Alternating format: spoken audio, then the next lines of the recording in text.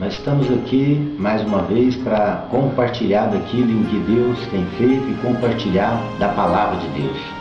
Nós lemos aqui em Mateus 24, 12, onde a palavra de Deus diz que por se multiplicar a iniquidade, o amor de muitos se esfriará.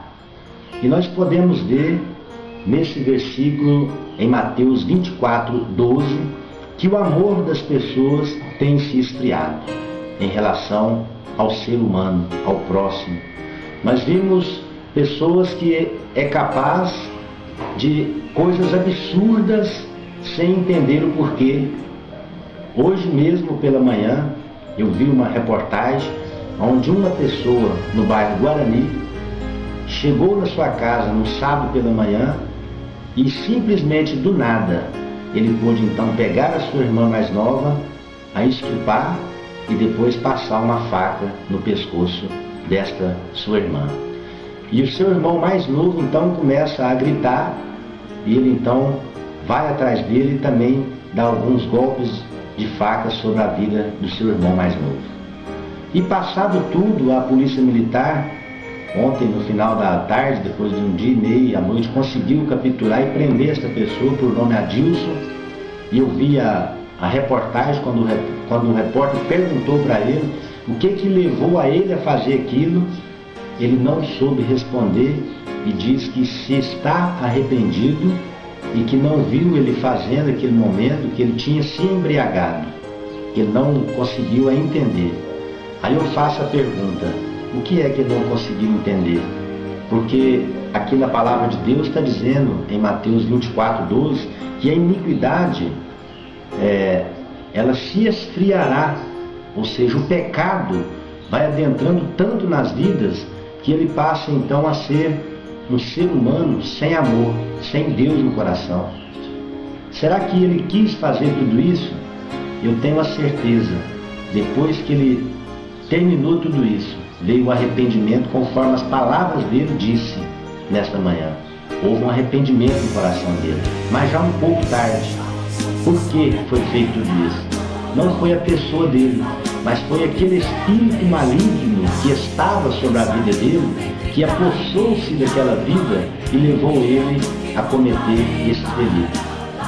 Mas nós não estamos aqui para julgar esta pessoa. Nós sabemos que mesmo esta pessoa, com todos esses atos feitos, nós não temos que apedrejá-lo, nós não temos que falar que temos que fazer algo com ele maior do que isso que ele fez, que é essa obra satânica, mas Deus tem dado a ele e a todos a oportunidade de ele se reconciliar e se arrepender.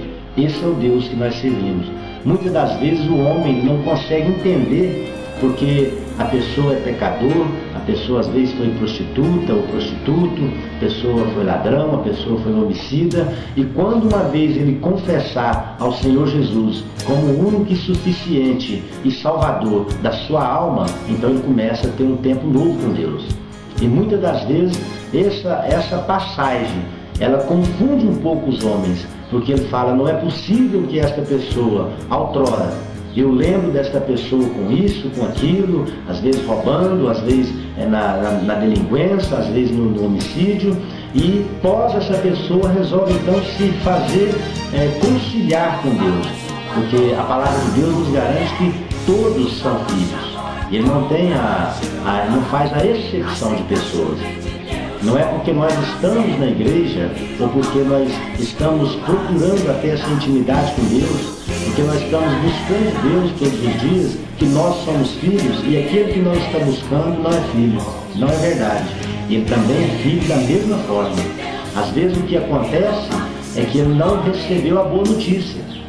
Ele não conseguiu essa palavra, aquilo que leva, porque nós só vamos conhecer a Deus pela palavra.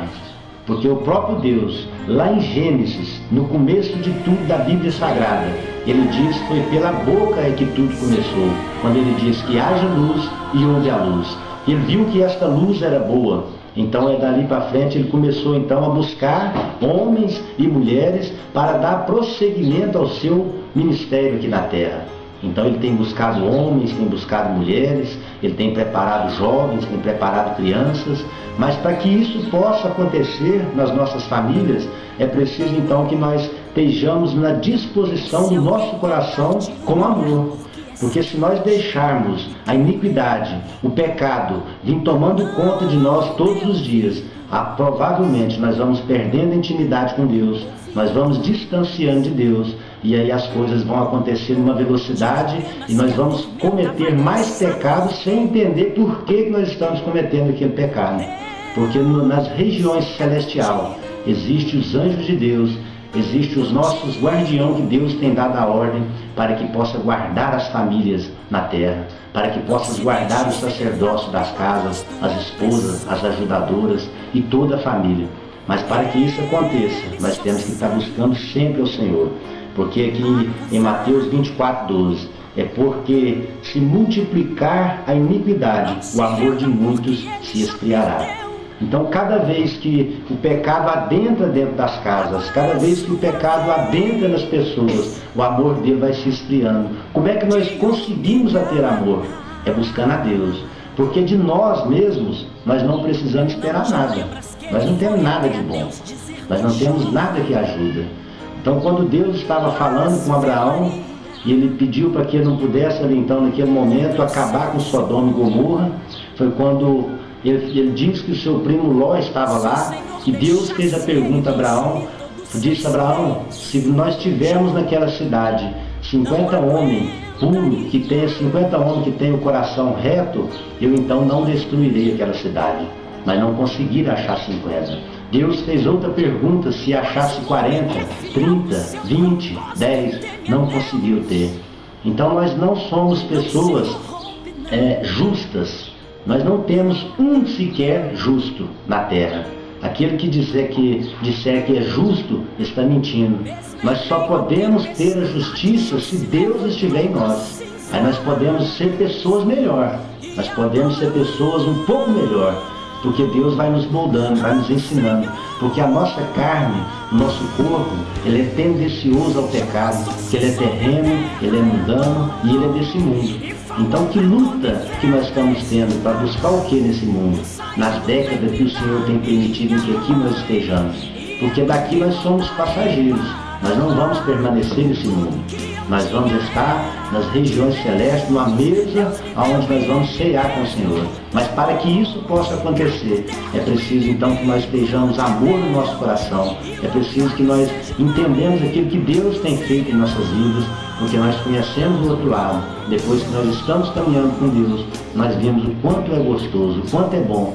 E aí eu vou voltar também numa passagem que o apóstolo Paulo diz: agora já não sou eu mais quem vivo, mas Cristo vive em mim.